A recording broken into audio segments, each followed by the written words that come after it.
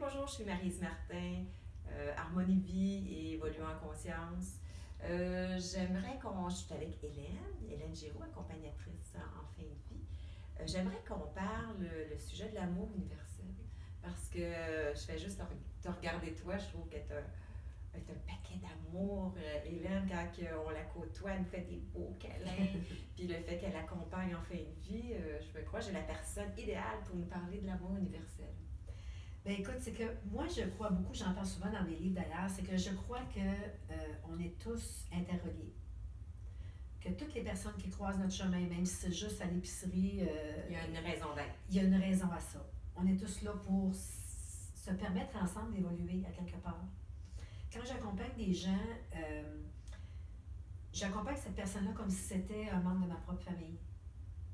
Et c'est pour ça que c'est facile d'entrer en contact avec les gens que j'accompagne, autant la famille que la personne qui va mourir, parce que je la considère vraiment comme si c'était une personne qui fait partie de ma vie, comme si elle était aussi importante que si c'était ma mère, mon père ou ma soeur que j'accompagnais. Donc, ça change le regard sur les gens, avoir cette image-là, de savoir que chaque personne sur mon parcours, que ce soit mon parcours professionnel, mon parcours de travail, mon entourage immédiat, mes amis, les activités que je fais, que toutes ces personnes-là ne sont pas là sans raison. Bien, je reviens à ta personnalité. Quand on te côtoie, tu es une personne qui regarde quand on parle. Le regard, tu nous écoutes, et ça, c'est de l'amour dans ce temps-là. Hein, Bien, c'est de reconnaître qu'en dedans de chaque personne, il y a une essence qui est pure. Même dans celui qui commet des crimes, ou même ça, dans la personne. Des fois, hein? Oui, même dans les personnes les plus difficiles ou exigeantes qu'on croise, que ce soit dans les journaux. C'est drôle parce que même quand j'étais jeune, je me rappelle très bien que même ces personnes-là, je me disais, oh mon Dieu, qu'elle doit souffrir. Pour faire ce geste-là. Pour poser ces gestes-là. Pour être méchante comme ça dans ce qu'elle dit, ça doit souffrir. Donc, ça n'enlève pas le geste qui a été commis, qui est difficile puis qui est des fois inconcevable aussi. Là. Mais en même temps, tu te dis, mon Dieu, que cette personne-là doit être malheureuse. Mon Dieu, qu'elle doit souffrir. S'il y a quelqu'un qui a besoin d'amour, c'est bien cette personne-là. Puis je pense souvent à leurs parents aussi, à ces gens-là. Mettons un criminel là, qui a commis un meurtre ou qui a fait un geste qui a causé la mort de plusieurs personnes. Je pense aux parents de ces gens-là aussi, puis je me dis, oh mon Dieu, eux autres aussi, ils subissent des contre-coups de jugement des gens autour. Oui, puis souvent ils vont s'isoler, ces gens-là, parce qu'ils ont l'impression qu'ils sont épouvantables, qu'ils sont affreux, d'avoir mis au monde quelqu'un qui a posé ces gestes-là. C'est tous des gens qui ont besoin d'amour. Mais en fait, moi, je pense que l'amour, c'est la raison d'être de l'être humain. C'est ça pourquoi on est venu ici. On est venu ici pour expérimenter l'amour, le donner, puis le recevoir aussi. Parce qu'en recevant, on apprend. Okay. Des fois, il y a des gens qui ont de la difficulté à recevoir aussi. Oui, bien, c'est fait faire un câlin, puis on sent que... C'est un bel exercice. C'est un bel exercice parce qu'on apprend beaucoup. Donc, moi, c'est sûr que d'accompagner les gens en fin de vie, ça l'a aussi comme conscientiser encore plus. J'avais déjà un peu cette vision-là avec des lectures que j'avais faites, avec des cours que j'avais suivis, avec du cheminement personnel que j'avais fait. J'étais déjà dans cette conscience-là, mais je te dirais peut-être encore plus depuis que j'accompagne des gens en fin de vie. C'est quand les gens ont de la peine, je ne me mets pas à pleurer avec eux, mais je suis vraiment touchée de ce qu'ils vivent. Parce que si moi j'étais dans cette situation-là, si c'était ma mère, par exemple, qui est en train de mourir, je pourrais très bien comprendre que la personne qui est à côté se sente triste aussi, puis il y a de la peine, puis, ou de la colère aussi, peu importe l'émotion qu'elle vit, mais qu'elle vive des émotions. Donc, je suis capable de ressentir, en fait, ça s'appelle de l'empathie, de l'empathie et de la compassion. Je suis capable de développer cette attitude-là. Je pense que tout le monde peut développer ça aussi, mais le fait d'accompagner me permet d'être vraiment là-dedans et de le développer encore plus. D'être capable de ressentir la peine des gens, mais sans la porter. Okay. C'est ce qui fait que je suis capable, quand je reviens chez moi après un accompagnement, de dormir paisiblement, de continuer à faire ma vie sans être affectée d'une façon difficile, en fait, du fait que j'accompagne quelqu'un qui est en train de mourir. Je donne tout ce que j'ai pendant que je suis là, à la famille et à la personne en fin de vie, donc j'accorde une présence.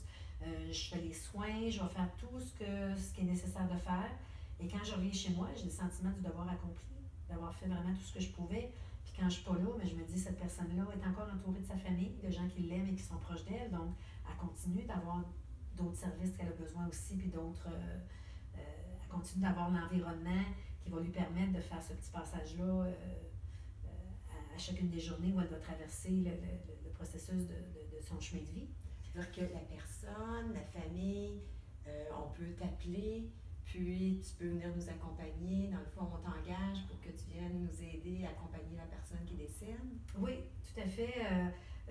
J'ai travaillé un grand bout de temps avec le CLSC qui me donnait des contrats d'accompagnement parce que comme c'est pas un métier, il n'y a pas de poste qui existe d'accompagnatrice en fin de vie.